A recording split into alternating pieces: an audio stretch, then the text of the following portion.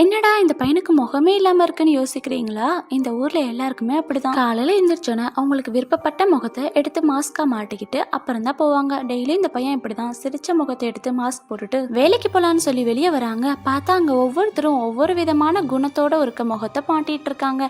அழுகை, கோவம், சோகம்னு விதவிதமா பல ரகமா இருக்கு எல்லாத்தோட ஃபேஸும். அவங்களாம் இவனை கிராஸ் பண்ண இவனோட சிரிச்ச மூஞ்சியும் இப்ப சோகமா மாறிடுது. ஆப்போசிட்ல ஒரு பொண்ணு சிரிக்க இப்ப மறுபடியும் இவனும் சிரிச்ச மூஞ்சி ஆயிடுறான். அப்படியே சிரிச்சுக்கிட்டே பல்ல காட்டிக்கிட்டே ஆபீஸ் போனா அங்க அவங்க மேனேஜர் கண்ணா பின்னான்னு திட்ட இவனுக்கு மறுபடியும் முகம் சோகமாயிருது. இதோடு இல்லாம பக்கத்துல வேலை பார்க்கற பையனும் இந்த பையனை பார்த்து முறைக்க சோகத்திலும் சோகம், அட்டகாசமான சோகத்துக்கு போயிடுறான். பாவம் இந்த பையன் டெய்லி இப்படிதான் நடக்கும் போல. காலையில எந்திரிச்சோன்னு சிரிச்ச முகத்தோட வீட்டை விட்டு வெளியே போனா ரிட்டர்ன் வரும்போது இந்த மாதிரி சோகத்தோட தான் வரான். இந்த காலத்துல பல பேர் இப்படிதான் வாழ்ந்துட்டு இருக்காங்க. மனசுக்குள்ள எவ்வளவுதான் வலி இருந்தாலும் வெளியே சிரிச்ச முகத்தோட இருக்கிறதுக்கு பழகிக்கிட்டாங்க. இதை பத்தி நீங்க என்ன நினைக்கிறீங்கன்னு கமெண்ட்ஸ்ல உங்களோட ஒப்பீனியனை சொல்லுங்க ஃப்ரெண்ட்ஸ்.